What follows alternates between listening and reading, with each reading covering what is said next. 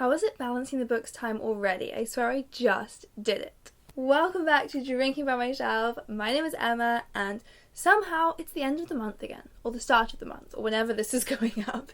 It's balancing the books time again. You may recognise me as looking exactly the same as I looked in my most recent video. I have made such productive use of this. As I mentioned last time, I'm working from home today, which I was not expecting to do. I last minute had to because Archie was then working off site and couldn't be here to look after our dog. And I was a bit like, ugh, I didn't really want to work from home. I get lonely and stir crazy. But it's been great because this morning I used the time I would usually commute in to film a video. And now it's 5:15, I would be commuting back again, and I'm not. I'm just sitting here filming a video. So that's actually pretty lush. So this month's Balancing the Books, I have found so infuriating. I've been keeping track as I went with how my score was doing because I keep having to give away books and I was nervous about it, and I was doing so well until the end, but we will get to that. So I started at the end of last month with 43 books on my TBR. So my aim is to balance the books and make sure I end it with 43, or preferably lower, because the whole idea of this is I do want to get my TBR down and down. I want it to be just all fitting on one shelf, and it's still on two. It's a lemon and ginger tea, and it's very tasty, but it does make me suddenly think I'm ill, because I would usually drink that when I was ill. Very confusing. So start with books that I hauled and read this month so that they keep my TBR exactly the same, and there's actually only one of those. That is The Daughter by Michelle Francis. This is my third Michelle Francis that I have read. This one is a little bit different. It's got quite Erin Brockovich vibes in that it's about a woman, a mother, trying to take on this corporation that she realises is doing a bad thing and hurting people from it. I'm trying not to give away too much of what's happening. And she's she's not a professional lawyer, but she takes on this case. And that was the only one that I hauled and read. So now let's move on to the ones that I hauled and just hoarded. This one my mum gave me. This is My Lovely Wife by Samantha Downing. Books and Nala said that it was one of her favourite thrillers that she's read this year, I think. So I'm really excited because I think Books and Nala has great taste in thrillers. And my mum also loved it, I think. I think she loved it and hated it because it was a bit too dark for her, maybe, so she was like, it was horrible, but she really enjoyed it. So I will probably love it because I love horrible. Okay, this next one is super mega cheating. Last month, you may remember, I really didn't want to give away a book, and I was stressed out between two options, but I chose to give away A Year of Marvellous Ways. But then, lots of people commented saying that they had really enjoyed it, or even the people that commented saying they didn't enjoy it, the things they described about it, I was like, I bet I would like that. They were all just saying it was a bit weird, and I wanted it to be weird. I think my problem with reading the synopsis is it didn't quite sound weird enough. So I want to haul it back. I know that is cheating. I know that's cheating. I'm not supposed to do that. But I make the fucking rules. So I'm hauling this one back. It's back on my TBR. It does mean I have to count the points. So this one I got sent for review. This is The Family Upstairs by Lisa Jewell. I've never read a Lisa Jewell, but people love her. And this one is a thriller/horror, so I might hate it and be too scared. I had to read a lot of horror for the book break horror video I did a while ago, and I was terrified, but also found that I enjoyed it more than I thought I was going to. So I'm feeling like maybe I'm brave enough to do this one. It starts with a baby found in a house, and in the kitchen are 3 dead bodies who've been dead for several days. So it's gonna be grim, and I'm kind of excited. And then finally, my sister gave me You Got This by Bryony Gordon, which she read and absolutely loved. So she gave it to me when we were on holiday and told me that I would really like it. This kind of seems a bit like Lex Crouch's book, You're Crushing It, or Just Crushing It. I like that there's this kind of book going around. It's all about just making people feel good about themselves. So that brings me up to 47, but now let's look at the books I read. I thought I was going to have read a lot more because I just came back from a holiday, a week in Greece. Usually when I'm away, I read a book every day. So I thought I was going to absolutely smash this. But I actually just did a lot more chilling and a lot less reading. But you know what? I still read quite a lot. So let's do this. Also, a lot of these you will see. I will link to the not the reading rush, I didn't do the reading rush, the Book Junkie Trials vlog that I made, because then you'll actually see me reading some of these books. But I'll just give you a little brief catch up. So I read The Reluctant Fundamentalist by Mohsin Hamid, which I have had on my TBR I've had it on my physical TBR for about 3 years, and I've had it on my mental I need to read it TBR for maybe 12 years, since my friends at school read it and loved it. And I don't know why I waited so long, because it was absolutely fantastic. 5 out of 5 stars. Basically, 2 strangers meet in, where are they? Lahore. One of them is American, the other is Pakistani, and it's all told through the voice of the Pakistani man talking to the American man about his own life, his own past, and also about where they are now. And we never hear from the American, but we hear what the Pakistani man says in response to him, so we kind of get an idea of roughly what he's saying and how he's reacting and the suspicions that he has. And it just all builds up to this really incredible ending that it left me thinking about it for so long. And it's one of those kind of ambiguous endings. What's really clever is it doesn't really matter what the actual answer is. It's all about pointing out to us our obsession with putting labels on people and judging people and making assumptions. It's just brilliant. It's a really, really brilliant book. It's one that I imagine I will read again and again, find something new from it every time. Yeah, absolutely 5 out of 5. I've read a couple of 5-star books this month actually, but this one I'm gonna say is the best. Next up, I read The Collector. So this is the next in the series, the Bone Collector series. I read Rattle quite recently. They're both super, super creepy. It's about a serial killer who basically collects skeletons with bone deformities. So he kidnaps children who have these bone deformities because he wants their skeletons for his museum. Like, super creepy, gritty stuff. I really enjoyed the first one in this really sinister way, and then The Collector was just great as a continuation of that story. I wasn't as hooked on it as I was the first time round, I guess because I don't usually read series, so it's just not like, it doesn't come naturally to me to then go back into the same characters and try and get back into the groove of it. I had that a bit, skipping ahead of myself, but with The 100-Year-Old Man, I'll talk about that later. It's just, coming back to the same characters isn't something I do very often. But anyway, I read that one. I read Diary of a Somebody by Brian Bilston, which is absolutely hilarious. This is, I don't even know how to explain this book. So Brian Bilston, you can look him up on Twitter, he is a Twitter poet. It's not his real name, that's his fake name. We don't know who he really is. And he writes these just hilarious, short, Twitter-sized poems often about really mundane things, often about really big things, and they're just brilliant and really, really accessible. I'm not big on poetry, I struggle with it, and these are really accessible. So, this fake persona that he has, Brian Bilston, has written this book, and Brian Bilston is the main character in the book. And Brian Bilston in the book is a Twitter poet.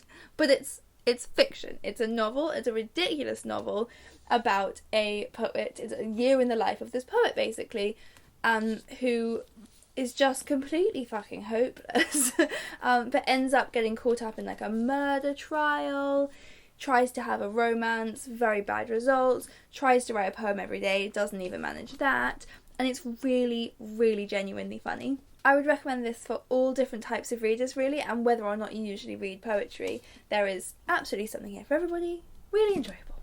Another one that I think I would probably give 5-star to, maybe I gave it 4, but you know, it was a high 4, was Blue Water by Manette Ansay. This one I've also had for a little while. My mother-in-law gave it to me from her own collection, and I thought it looked brilliant, but I've been putting it off for so long because it just looked really, really sad, because it's about a couple who, right at the start, their son is killed in a drink driving accident. He's 6 years old, I think, but a woman who is drink driving crashes into the car and he is killed, and it's about their life after that. And I thought it was just going to be too sad for me to deal with, but actually it was fantastic. I mean, it is very sad, but the book isn't about the grief necessarily. It's not about dwelling on the grief of it. It's about the main woman, the mother. It's about her journey towards forgiving the woman who hit their car and exploring the past that these two women had, because they knew each other, they were childhood friends who had fallen out. We learn more about why, and it's all about forgiveness and about how forgiveness doesn't always need the other person to be sorry. Forgiveness is something that you do personally. It's just really beautiful. And I hadn't been sure how I'd be able to relate to it, because obviously I don't have children. I'm never sure if I'd be able to really get into the shoes of a mother and understand that. But again, it didn't matter that I can't relate to having a child, because it was much more universal themes being explored here. Really, really beautiful book. And also the husband and wife, after the accident, they set off on a boat and sail around the world. So a lot of it is about their marriage and the strain on their marriage, but also about their journey sailing around the world and the people that they meet. And it was just really beautiful, complex novel that is absolutely a tearjerker, like really sad, but it's not one of those kind of emotional, dwelling in the emotional books at all. So you don't have to worry about that if you're someone who's like, I don't want to be made to cry all the time. And another 5-star. This was a 5-star month for me. This is rare. This is Someone at a Distance by Dorothy Whipple, which is my 3rd Persephone book that I've read, and I have given them all 5 stars so far, so I'm hoping that streak continues. So this is about an affair, basically. It's told from the perspective of the wife of this wealthy family living in the countryside, whose husband ends up having an affair with a very hysterically rude French woman who comes to stay with them. And the characters in this are just absolutely brilliant. So the French woman and the English husband are both just vile. I hated them so much. But they're such perfectly written characters. They're so real and believable. It's funny how much you hate them. Particularly the woman at first, because she's so rude. She's the one that it's funny to hate. The husband I was more just genuinely angry and frustrated with.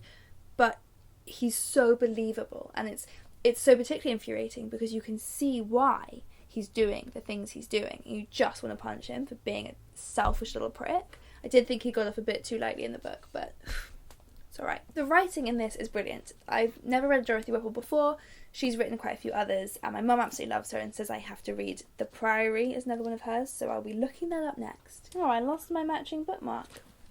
I really like books like this where for a lot of the time, nothing in particular is happening. It's quite slow on the action front, but the characters are just written so well, and the writing is so compelling and accessible, and brings the world to life so much that even when not much is happening, you just can't stop turning the pages because you care so much about what's going to happen, all the little mundanities of their life. Next, I read The Accidental Further Adventures of the 100-Year-Old Man. So this is the sequel to The 100-Year-Old Man Who Climbed Out the Window. Someone at a Distance and this one, by the way, we filmed a video in Greece, me, my dad and my sister, so I'll link to that. So I talked a bit about why I didn't love this one as much as I wanted to in there, so I won't go over it all again, but I did really like it. It is really fun. Jonasson's a brilliantly funny writer. This is the 3rd of his I've read, and they do all make you laugh out loud, but nothing can quite live up to the original 100-Year-Old Man, which is just one of the funniest books I've ever read in my life. This one I had that same issue of returning to characters, always being slightly let down by them because they can never be quite as brilliant and new as they were the first time that you read them. I think this was a book that served a purpose. Jonasson was clearly trying to make a point about the state of the world and things going on, and I really like that and I really appreciate that, but it's a different experience reading a book that is serving a purpose rather than a book that is just such a joy as the first one was. Even though they're both very political, it's not that I'm not one of those people saying, oh, I didn't like the political agenda. I love a political agenda in books, and I think that that's the power of books, is that they teach us things and serve purposes, but this was one that was doing it just very deliberately and explicitly, so it's never going to be quite the same experience, I guess, is how I feel. But it was fun. I DNF'd a book, so that went off my TBR, and that was The Girl in 6E by A.R. Torre. This one, I put in my Trash My TBR video, and you guys didn't trash it. But you should have, because it was trash. That's not true. It wasn't trash. It was just, I read half of it. I got like half of the way through. That's what happens when you read half of it. And I just found, I put it down to get on the plane, and I couldn't be bothered to pick it back up again. Because I feel halfway through, I actually don't care what's going to happen.